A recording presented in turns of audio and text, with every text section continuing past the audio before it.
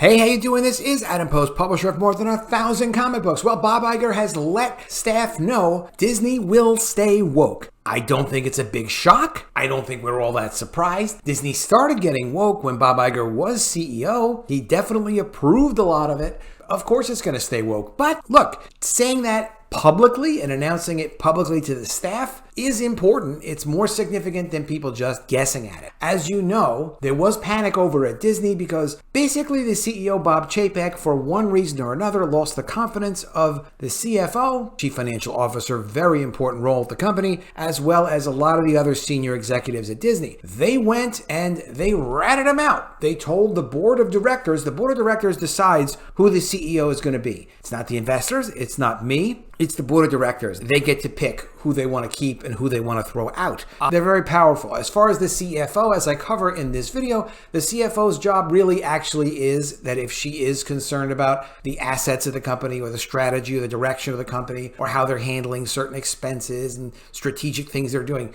it is actually her responsibility, the CFO's responsibility, to go and approach the board and even investors, major investors, even individual investors directly and let them know what's going on if she doesn't agree. She's not there as an administrative assistant. And I cover that well in that video if you want to see more detail on that. Because yes, from a friend standpoint, the CFO stabbed Bob Chapek in the back. From a business standpoint, she has a responsibility to kill the guy, essentially, in front of the board if she thinks something ain't right.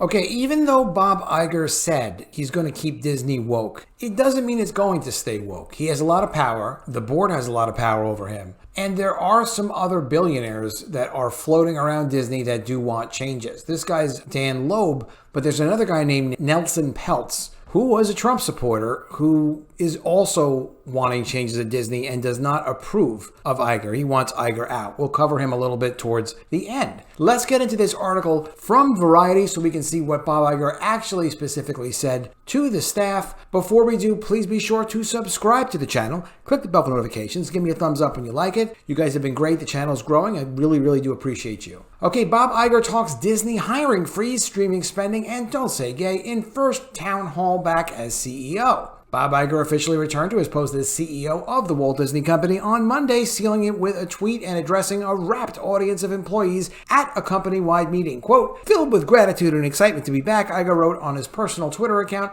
attaching a photo of the studio lots, Disney Legends Plaza, a building on which the 7 dwarves from Snow White serve as pillars. It's been just over a week since Disney's board of directors shocked Hollywood and global markets with news that Bob Iger would replace Bob Chapek as chief executive. Iger's first town hall before in-person and virtual employees saw him touch on several hot topics: a planned hiring freeze implemented by Chapek following Disney's recent lackluster quarterly earnings report, the profitability of Disney's streaming portfolio, and the corporate giant's stance on LGBTQ plus inclusion in all of their content and activities. The latter was an Achilles heel for Chapek in his roughly 2-year run as CEO. Chapek couldn't handle anything. You know, what's going on basically is this. Iger can handle just about anything. He did get the company a ton of debt. He did get the company a lot of other acquisitions, though, Marvel, Star Wars, Pixar, things that were valuable for the company. But he's very good at being sneaky and just working his way into things. Bob Chapek was not sneaky. He was not subtle. He was not a salesperson. And he didn't know how to get people on his side. During a Monday question and answer session, employees asked about where Bob Iger stood on LGBTQ issues. And Iger said this, quote, "One of the core values of our storytelling is inclusion and acceptance and tolerance. And we can't lose that. We just can't lose that. How we actually change the world through the good must continue. We are not going to make everyone happy all the time, and we're not going to try to. We're certainly not going to lessen our core values in order to make everyone happy all the time." Now, with Bob Chapek as CEO, was that the core values? That they're going to have inclusion and acceptance and tolerance. What were Disney's core values before Bob Iger got there? I don't remember hearing anything about inclusion from Michael Eisner or anybody else before him. Eisner was there quite a long time. So this is something that Bob Iger himself contributed to and caused Disney to focus on and is going to continue to do. The remarks were tweeted by numerous employees at the content studios, as well as parks and stores. One staffer noted that Iger's answer came with no hesitation. Two sources familiar with the meeting confirmed this comment. Iger said he would uphold Chapek's hiring freeze for the time being. He also said Disney's streaming businesses, which includes Disney Plus and Hulu, should look toward profitability instead of chasing subscriber growth, according to employees at the meeting. This is a big deal because Chapek would only talk about adding subscribers, and it was very aggressive with adding subscribers. Iger originally was talking about how by 2024, they could have 60 to 90 million subscribers for Disney Plus. Chapek was talking about having like 260 million or 230 million subscribers, and he did get the subscriber number up, but the losses have been up tremendously. And strangely, even though they added 12 million more subscribers in the last 3 months in Disney's reporting for Disney Plus, and their revenue went down. So they get more subscribers, they get less revenue. That can't last. You can't do that. So even maybe Chapek was going in the right direction somehow. He wanted the good things to happen, and all that. But realistically, you can't keep spending money like this and having losses when investors have been saying they're not just concerned with subscriber numbers. It had to be addressed. Since Chapek's firing, many on Wall Street and the media circles have been entertaining ideas of significant transaction surrounding Disney. So there've been talk about Apple, and this is what Iger said about Apple. Iger said, any mega deal talks are just pure speculation. Okay, so they're pure speculation, which doesn't mean they're not going to happen. It doesn't mean they are going to happen. It's just speculative. Well, he just started again back at the company a couple of days ago. It's not even like a week, right?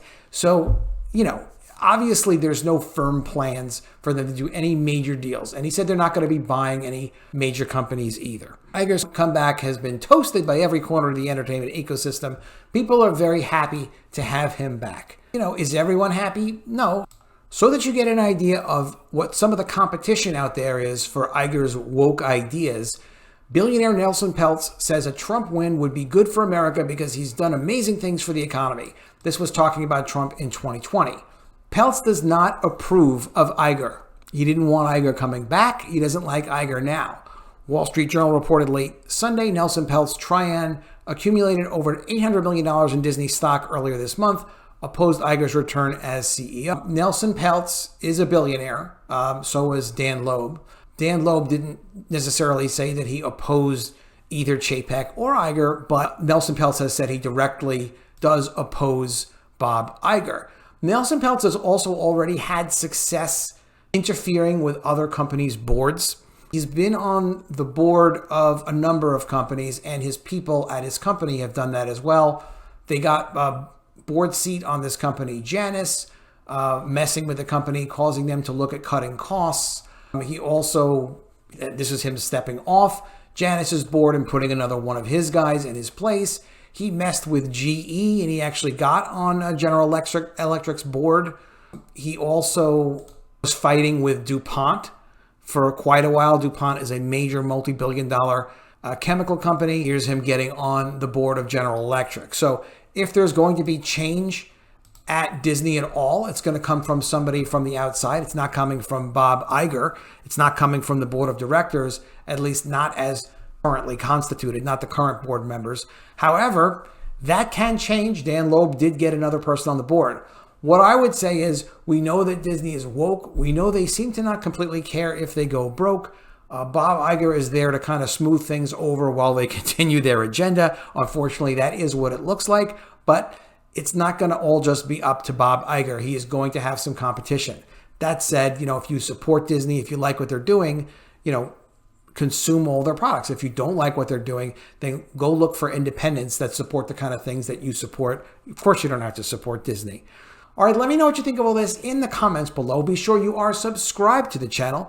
Click the bell for notifications. Give me a thumbs up, and I'll see you again soon with another video. And if I don't see you, I will miss you.